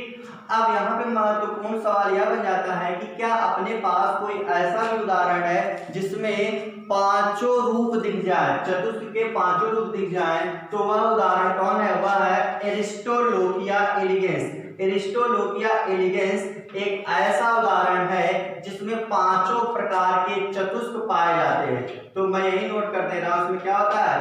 5 प्रकार के चतुष्क पाए जाते हैं, 5 प्रकार।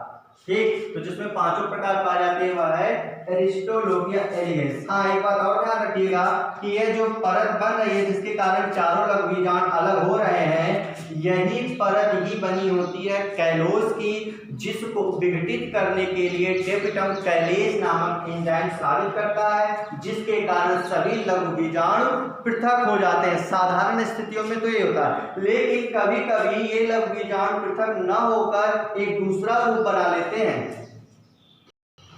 ड्रोसेरा, ड्रीमीज, टाइफा, इलोडिया आदि में देखा जाता है कि ये जो लघु बीजाणु या परागकण है या अलग होने की बजाय जुड़े रहते हैं। ठीक, अर्थात वे अलग नहीं होते। कहाँ पर मैंने बताया, ड्रोसेरा, ड्रीमीज, टाइफा, इलोडिया आदि में परागकण या लघु बीजाणु अलग नहीं होते। तो इसमें जो परागकण होते हैं वे जुड़े रहते हैं, और ऐसे जुड़े हुए परागकण के रूप को हम लोग कहते हैं संयुक्त परागकण। तो ये महत्वपूर्ण है, जानते रहेंगे। इसी तरह से यदि बात किया जाए मदार और आर्किड में, किसमें मदार और आर्किड में यदि बात किया जाए, मदार व आर्किड में, आर्किड के बारे में आप एक विशेष बात जानते हैं कि इसका जो बीज होता है, आर्किड का बीज जो होता है वह सबसे छोटा होता है। स्मॉलेस्ट सीड अगर आपसे कोई एग्जाम में पूछे सबसे छोटा बीज किसका होता है, तो आर्किड का होता है। तो हम देख रहे हैं कि मदार और जो आर्किड होते हैं ये क्या करते हैं, ये इनकी जो लघु बीजाणु होती हैं, चार की चारों या इससे अधिक अगर होती हैं, जितनी भी इनकी लघु बीजाणु होती हैं वे सभी मिलकर एक विशेष रचना बनाते हैं जिसे हम लोग कहते हैं परागपिंड। क्या बोलते हैं, परागपिंड, पॉलिनियम कहते हैं। ठीक, तो उसकी संरचना कुछ ऐसी देखने को मिल जाती है।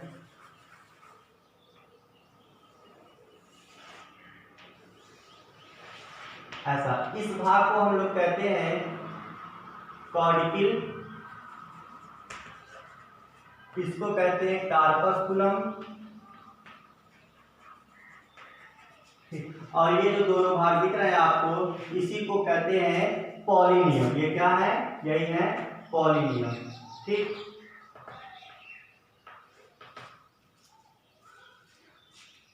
तो ये जो पॉलिनियम है या मिलकर बनाते हैं ट्रांसलेटर एपरेटस। क्या बनाते हैं, ट्रांसलेटर उपकरण, इसको हिंदी में कहते हैं ट्रांसलेटर एपरेटस। तो इस प्रकार से हमने देख लिया कि लघु बीजाणु किस रूप में बनते हैं और कितने अलग अलग पैटर्नों को प्रदर्शित करते हैं। मदार और आर्किड में अलग तरीके का रूप दिखाते हैं। हाँ, एक पॉइंट और जान जाएंगे कि 6 से 64 तक के पॉलन ग्रेन मिलते हैं। कितने, 6 से 64 तक के पॉलन ग्रेन मिलते हैं संयुक्त अवस्था में। तो इस रूप को हम लोग कहते हैं मैसुली। इस रूप को क्या कहते हैं, मैसुली। और यह देखा जाता है मिमोसा में। किसमें देखा जाता है, मिमोसा। मिमोसा पुडिका आपने सुना होगा, मिमोसा में। तो मिमोसा एक ऐसा एग्जाम्पल है जहां पे 6 से 64 तक के पॉलन ग्रेन पाए जाते हैं, जुड़े हुए रूप में भी पाए जा सकते हैं। और ऐसी अवस्था को हम लोग कहते हैं मैसुली। जो भी हम लोग मदार और आर्किड में पॉलिनियम तथा ट्रांसलेटर उपकरण कह रहे हैं, वही मिमोसा में क्या बोलते हैं, इस स्थिति को मैसुली स्टेज बोलते हैं। ऐसी स्थिति कहलाती है मैसुली स्टेज। तो अब हम लोग जो हेडिंग पढ़ेंगे वह है लघु बीजाणु।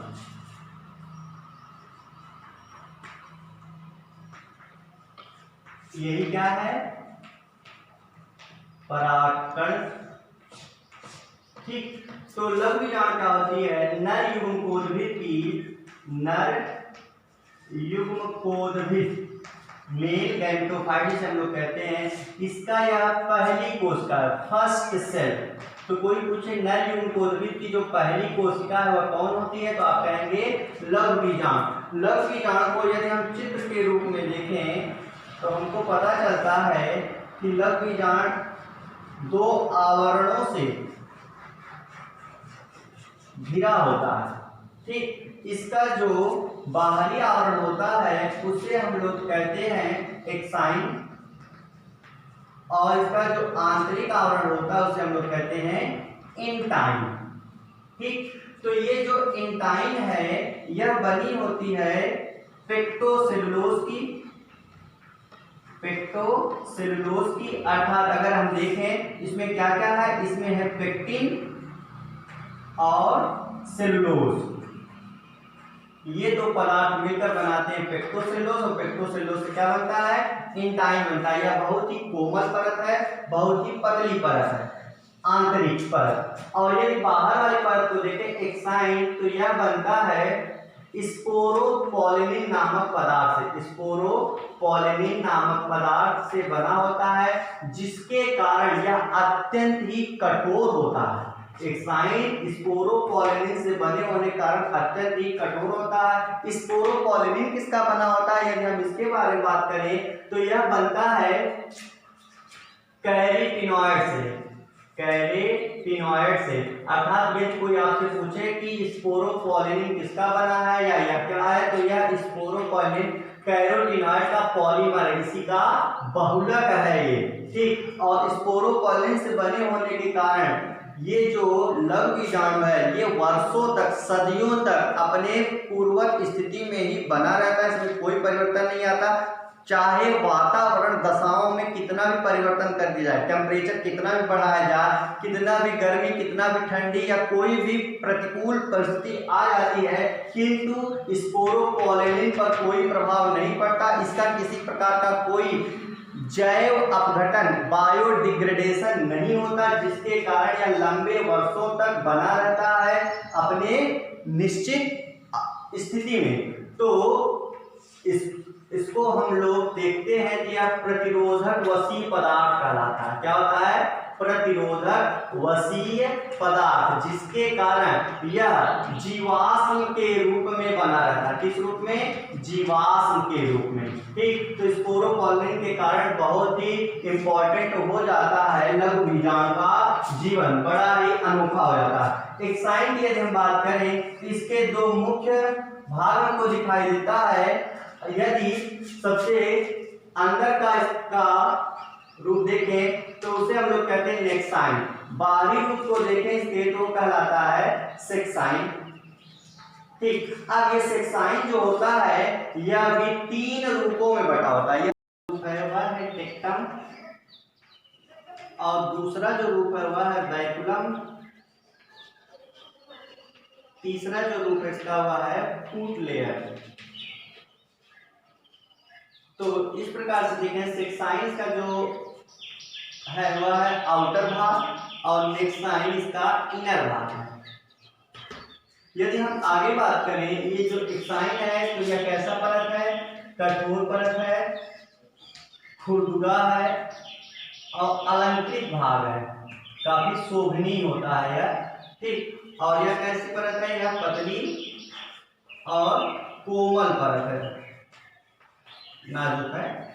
ठीक, तो पूछा जाएगा कि ये जो लघु बीजाणु है इसके ऊपर जो स्पोरोपोलिनिन की एक्साइन परत पाई जाएगी, तो वह कौन सा स्थान है जहां पे स्पोरोपोलिनिन एब्सेंट होगा, अनुपस्थित होगा। तो इस भाग में कहीं कहीं ऐसा होता है जहां पर स्पोरोपोलिनिन नहीं पाया जाता, उस भाग को हम लोग बोलते हैं जनन छिद्र। उस भाग को हम लोग क्या बोलते हैं, जनन छिद्र। यदि इसको हम लोग मोनोकाट में, एक इस पत्री में देखें मोनोकाट में, तो मोनोकाट में इसकी संख्या 1 होती है, लेकिन डाइकाट में इसकी संख्या 1 से अधिक होती है, 2, 3 हो सकती है। और जनन छिद्र ही वह स्थान है जहां से आगे चलकर एक विशेष प्रकार की नलिका निकलती है, और इस नलिका को ही हम लोग कहते हैं पराग नलिका। पराग नलिका या पॉलन ट्यूब कहा जाता है, जिसके बारे में कौन बताए थे? एमिसी नामक साइंटिस्ट ने जिसकी जानकारी दी थी। तो एग्जाइन में वह भाग जहां पर स्पोरोपोलिन अनुपस्थित होता है वह भाग क्या कहलाता है? जनन छिद्र। और इस तरह के छिद्र मोनोकार्ड में एक होते हैं और डाइकार्ड में एक से अधिक, 2 या 3 हो जाते हैं। इस प्रकार से पूछा जाएगा कि लघु बीजाणु की साइज क्या होती है। इसकी साइज हो जाती है 25 से 50 माइक्रोमीटर, 25 से 50 माइक्रोमीटर। और यह प्रायः कैसा होता है? गोल होता है। यह प्रायः कैसा होता है? गोल होता है। लेकिन इसमें अनेक प्रकार के संरचनात्मक रूप, गोल या अन्य रूपों में भी देखा जा सकता है। इसके विभिन्न रंग दिखाई देते हैं। तो कहा जा सकता है कि इसमें different types of shape, size, design और कलर इसके हो सकते हैं, माइक्रो स्पोर के हो सकते हैं। तो इसको मैं मिटाकर आगे आपको बताऊंगा। हाँ, एक पॉइंट और जानेंगे, ये जो एक्साइन और इंटाइन है इसको मिश्रित रूप में कहते हैं स्पोरोडर्म। इसको जान लीजिए, इसे क्या कहते हैं? स्पोरोडर्म। कोई पूछे स्पोरोडर्म क्या होता है, तो एक्साइन और इंटाइन के सम्मिलित रूप को क्या कहते हैं? स्पोरोडर्म। बहुत ही इंपॉर्टेंट टर्म मिलेगा। ठीक, तो आगे हम बात करें।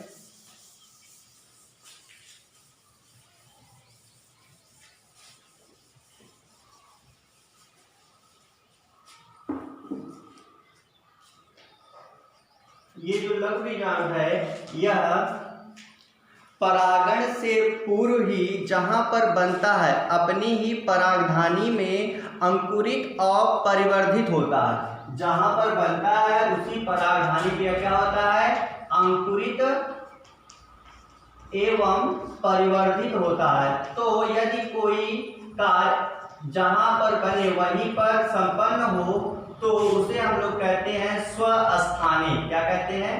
स्वस्थानीय परिवर्धन। स्वस्थानीय परिवर्तन। स्वस्थानीय हमने सुना है इन सीटू। यदि कोई काम अपने ही स्थान पे होता है तो उसे हम लोग क्या कहते हैं? In situ. यदि अपने स्थान पे ना होकर किसी अन्य स्थान पर होता है तब उसे हम लोग कहते हैं एक्स सीटू। तो चूंकि जिस परागधानी में बनता है उसी परागधानी में आगे इसमें अंकुरण एवं परिवर्धन होता है, अतः इसे क्या कहते हैं? स्वस्थानीय परिवर्धन कहा जाता है। तो स्वस्थानीय परिवर्धन वाली स्थिति में क्या होता है कि ये परिवर्धित होकर इसका जो केंद्रक होता है वह भित्ति की ओर आ जाता है। किसकी ओर आ जाता है? भित्ति की ओर आ जाता है। और भित्ति की ओर आने के पश्चात इसमें होता है माइटोसिस, अर्थात समसूत्री विभाजन। जब इसमें समसूत्री विभाजन होता है, माइटोसिस होता है, तो यह इसका जो केंद्रक है यह 2 भागों में बढ़ जाता है। एक जो होता है वह बड़ा केंद्रक और जो दूसरा होता है वह छोटा केंद्रक। बड़े केंद्रक को अन्य नामों से भी जानते हैं, जिसे हम लोग कहते हैं वर्धी केंद्रक या नलिका केंद्रक। वर्धी केंद्रक या नलिका केंद्रक। और इसका जो छोटा केंद्रक होता है उसे हम लोग कहते हैं जनन केंद्रक। अब इसके चारों ओर एक पतली परत जम जाती है, जिसके कारण एक नया कोशिका का रूप दिखाई देने लगता है। और जनन केंद्रक वाली कोशिका को हम लोग बोलते हैं जनन कोशिका या जनन कोशा। इसको हम लोग क्या बोल सकते हैं? जर्म सेल या जनरेटिव सेल या जर्म सेल, ध्यान रखिएगा। तो हमने देखा कि इसमें अब कितनी कोशिका हो गई? 2 कोशिका। और इस स्थिति को कहते हैं 2 सेल्ड स्टेज। और यह देखने को मिलती है डाइकाट में। मोनोकाट में यदि बात करें तो मोनोकाट में 3 सेल्ड स्टेज देखने को मिलती है। 3 सेल्ड स्टेज कहां देखने को मिलती है? मोनोकाट में। तो जब 2 कोशिकाओं वाले रूप में इसका प्रस्फुटन आगे होगा। प्रस्फुटन का मतलब अब एंथर जो है परिपक्व होने के पश्चात एंथर स्टोमियम वाले स्थान से फट जाता है, जिसके कारण लघु बीजाणु परागकण उसके बाहर आ जाएगा और परागण के लिए तैयार हो जाएगा। ठीक, तो यहाँ पर क्या है? तो जब 2 सेल स्टेज होगी तो इसका मतलब वो कौन सा है, डाइकाट, और 3 सेल स्टेज है तो कौन सा मतलब मोनोकाट। एक बीजपत्री पॉलन ग्रेन परागकण किसका होता है। दूसरा कोई पूछे आपसे सबसे बड़ा लार्जेस्ट, एक होता है सबसे लंबा और एक होता है सबसे बड़ा, लार्जेस्ट पॉलन ग्रेन किसका होता है। यदि आपसे तीसरा कोई क्वेश्चन करे कि सबसे छोटा पॉलन ग्रेन परागकण किसका होता है, तो इसका जवाब हो जाएगा कि सबसे जो लंबा पॉलन ग्रेन्स है वह होता है जूस्ट्रा। किसका होता है, जूस्ट्रा। यदि कोई पूछे आपसे कि सबसे बड़ा किसका पॉलन ग्रेन्स होता है, तो आपका जवाब होगा मिराबिलिस। क्या होना चाहिए, मिराबिलिस। आपने सुना होगा जेनेटिक्स में मिराबिलिस जलापा, तो ये वही वाला मिराबिलिस है। यदि आपसे कोई पूछे कि सबसे छोटा परागकण क्या है, तो आपका जवाब होगा मायोसोटिस। क्या जवाब होगा। इस प्रकार से सबसे लंबा, सबसे बड़ा और सबसे छोटा परागकण या लघु बीजाणु ऐसे हैं। सीआरटी में एक पॉइंट मेंशन है कि कुछ ऐसे पौधों के परागकण होते हैं जो कि प्रस्फुटित डेंसेंस होने के पश्चात कुछ ही समय के लिए सक्रिय रहते हैं। यदि उस समय के दौरान वह मादा जन्नांग तक नहीं पहुंच पाते तो वह निष्क्रिय हो जाते हैं। ठीक, जैसे हम बात करें यदि धान गेहूं की, तो इसके जो परागकण होते हैं वह 30 मिनट के आसपास तक ही सक्रिय रहते हैं। लेकिन यदि हम दूसरा उदाहरण देखें तो जैसे हो गया रोजेसी फैमिली, लेग्यूमिनेसी फैमिली जिसे हम लोग लेग्यूम प्लांट कहते हैं, ठीक, और सोलेनेसी फैमिली। तो ये ऐसी फैमिलीज हैं जिसके पौधे लगभग कई महीनों तक अपने परागकण को सक्रिय बनाए रखते हैं। लेकिन धान और गेहूं में 30 मिनट के आसपास तक इनकी सक्रियता बनी रहती है। उसके पश्चात यदि इनका मादा जन्नांग तक पहुंचना संभव नहीं हुआ तो ये धीरे धीरे निष्क्रिय होने लगते हैं। ठीक, इसको हम लोग देखते हैं सीआरटी में वायबिलिटी नाम से लिखा रहता है। ठीक, और जो कि डिपेंड करता है टेम्परेचर पर और नमी पर, ह्यूमिडिटी जिसे हम लोग कहते हैं। ठीक, क्या आपको पता है कि ये जो परागकण होते हैं ये परागकण सिर्फ पुष्प के लिए ही महत्वपूर्ण नहीं है, यह खिलाड़ियों के जीवन को भी विशेष प्रकार से प्रभावित करते हैं। तो हमको देखने को ऐसे उदाहरण मिल जाते हैं कि कुछ खिलाड़ी जैसे एथलीट्स वगैरह जो होते हैं जिनको बहुत ज़्यादा स्टेमिना की आवश्यकता होती है, जो जल्दी से थकना नहीं चाहते हैं, वे लोग परागकण से बने हुए टैबलेट्स और इससे बने हुए सिरप का सेवन करते हैं, जिसकी वजह से उनके अंदर बहुत ही ज़्यादा एनर्जी बनी रहती है हमेशा के लिए, और जब तक वो खेलते रहते हैं। ठीक, तो उनमें आसानी से थकावट नहीं होती। यदि पूछा जाए कि ये पॉलन ग्रेन्स नष्ट हो जाते हैं कम समय में, यदि हम इसको काफी समय तक रखना चाहें तो क्या इसका भी कोई तरीका है, तो पॉलन ग्रेन्स को काफी समय तक बनाए रखने के लिए होता है पॉलन बैंक, जहां पर पॉलन को ठीक प्रकार से रखा जाता है। इसी प्रकार से बीज को रखने के लिए होता है सीड बैंक, जहां पर बीजों को लंबे समय तक सक्रिय रूप में रखा जा सकता है। यदि हम बात करें तो मनुष्यों के लिए, मनुष्यों का सबसे इंपॉर्टेंट नर युग्मक क्या है, शुक्राणु। ठीक, अब इस शुक्राणु को या किसी भी सूक्ष्म जीव को काफी समय तक जीवित रखने के लिए एक विशेष प्रकार की विधि है जिसे हम लोग कहते हैं क्रायो प्रिजर्वेशन। ये क्या होता है, यह एक ऐसा वातावरण होता है जिसका टेम्परेचर -196 डिग्री सेल्सियस के आसपास होता है, और इस टेम्परेचर पर हम स्पर्म को या अन्य सूक्ष्म संरचनाओं को जीवित रूप में, सक्रिय रूप में रख सकते हैं लंबे अरसों तक। तो इस प्रकार यदि हम कहें कि परागकण से मनुष्यों में क्या समस्याएं भी उत्पन्न हो सकती हैं, तो हाँ, मनुष्यों में परागकण की वजह से एलर्जी हो जाती है, और परागकण से होने वाली एलर्जी को हम लोग कहते हैं पॉलन ग्रेन एलर्जी। क्या कहते हैं, पॉलन ग्रेन एलर्जी कहते हैं।